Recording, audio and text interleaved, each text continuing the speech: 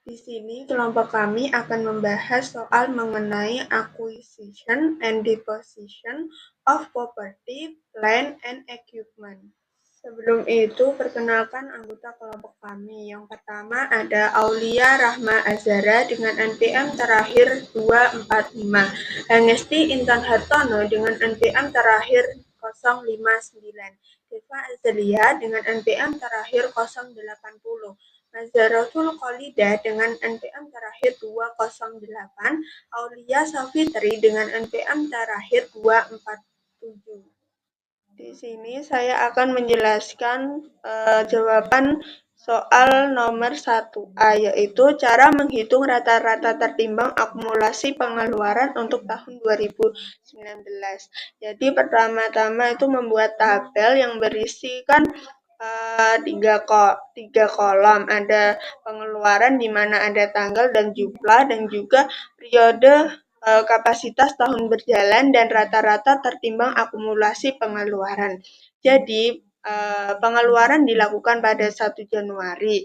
Nah, manfaatnya pada tahun 1 Januari itu ada berapa lama? Di sini ada 12, berarti ditulis pada kolom periode kapasitas tahun berjalan adalah 12/12. Kemudian pada 1 Maret dihitung manfaatnya dari Maret sampai Desember itu ada 10/12, lalu pada 1 Mei memiliki manfaat 8 bulan. Jadi pada periode kapasitas tahun berjalan ditulis 8/12. Kalau 30 Desember itu percis pada akhir tahun, meskipun pengeluaran jumlah uang tertentu di sini 450.000, rata-rata tertimbang akumulasi pengeluarannya tetap 0, karena pada periode kapasitas tahun berjalan itu ditulis 0/12, jadi tidak termasuk dalam rata-rata tertimbang akumulasi pengeluaran.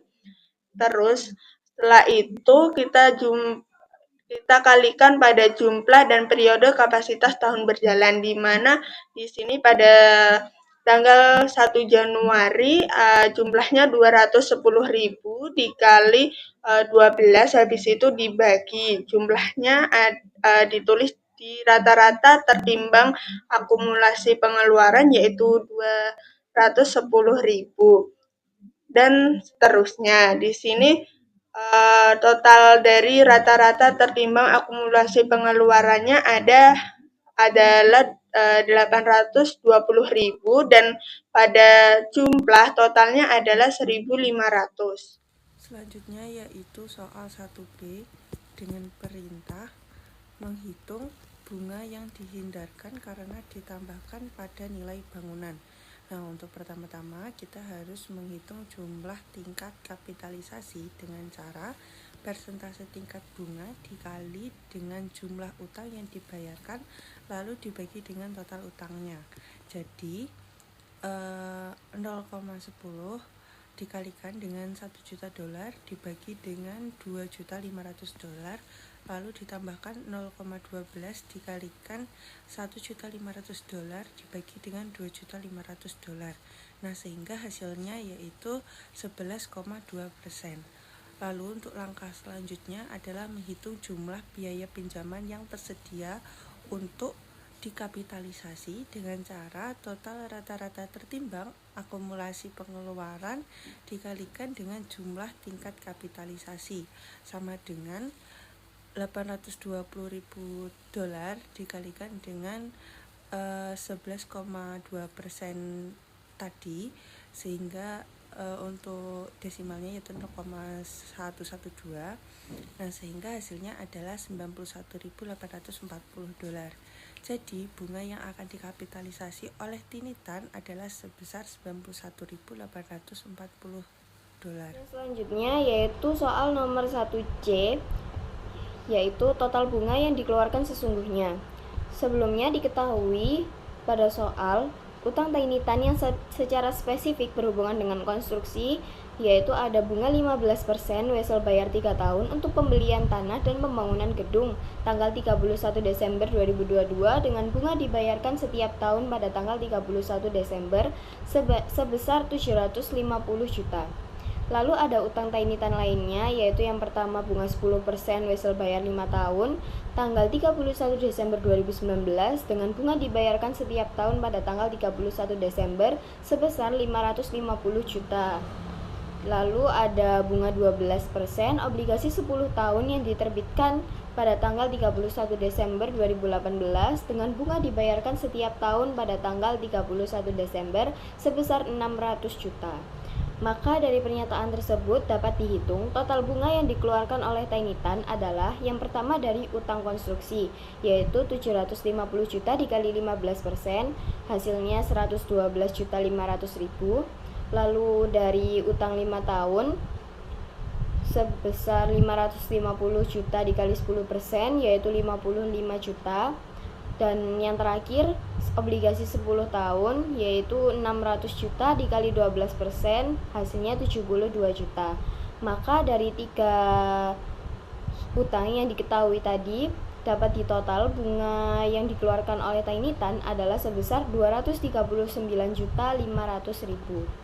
Maka biaya bunga yang dapat dikapitalisasi oleh Tainitan adalah yang lebih rendah antara bunga yang dapat dihindari dan bunga sebenarnya, atau sebesar bunga yang dapat dihindari, yaitu 120.228.000. Jadi di sini saya sudah membuat soal akuisisi PPE. Jadi pada 10 Januari tahun 2025 PT Jaya Selalu membeli 1 unit mesin dari PT Neotech seharga 200 juta rupiah. Karena pembayaran dilakukan dengan tunai, perusahaan mendapatkan potongan 10%. Biaya angkut sebesar 5.540.000 rupiah, bongkar muat sebesar 2.090.000 rupiah, dan biaya instalasi sebesar 7.600.000 rupiah. Lalu mesin ini diuji coba menggunakan bahan baku senilai 1.200.000 rupiah yang tidak dapat digunakan kembali. Hitunglah total harga perolehan mesin dan buatlah jurnalnya. Jadi cara menghitung harga perolehannya adalah harga mesin pembelian itu dikurangin dengan harga diskon, karena perusahaan kan mendapatkan diskon sebesar 10% dari harga mesin tersebut. Jadinya 200 juta dikurangin 20 juta. Lalu perusahaan Jaya Selalu ini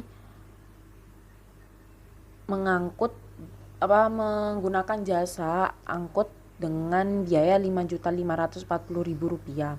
Lalu ditambah dengan jasa bongkar muat sebesar 2.090.000 rupiah, lalu ditambah dengan biaya instalasi mesin sebesar 7.600.000 rupiah, dan uji coba mesin dengan menggunakan bahan baku yang tidak dapat digunakan kembali sebesar 1.200.000 rupiah.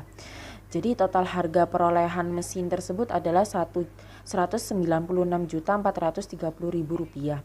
Jurnalnya adalah mesin Padakas sebesar 196.430.000 rupiah.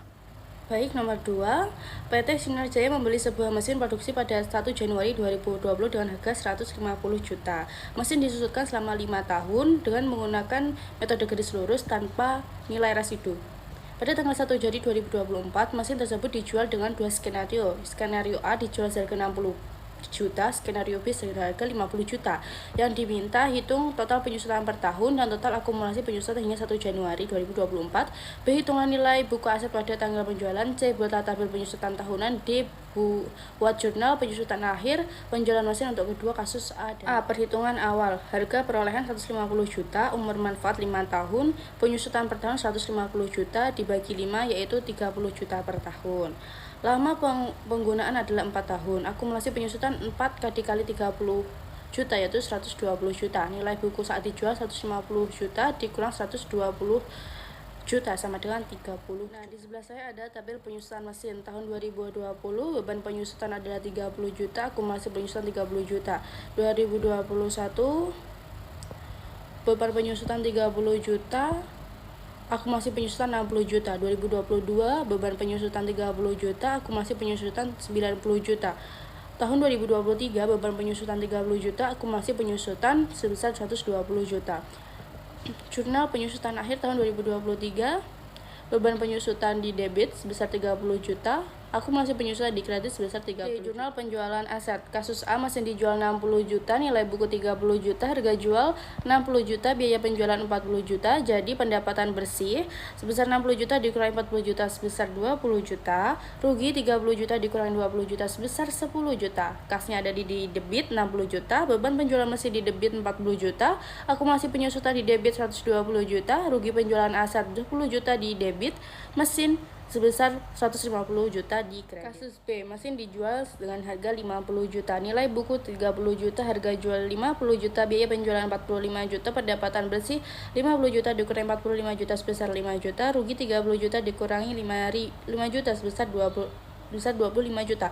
Jurnalnya kas di debit 50 juta, beban penjualan mesin di debit 45 juta, akumulasi penyusutan 120 juta di debit, rugi penjualan aset 25 juta di debit, mesin harga 150 juta. Baik, demikian hasil diskusi yang bisa kami sampaikan. Kurang dan lebihnya atau salah kata kami mohon maaf yang sebesar-besarnya.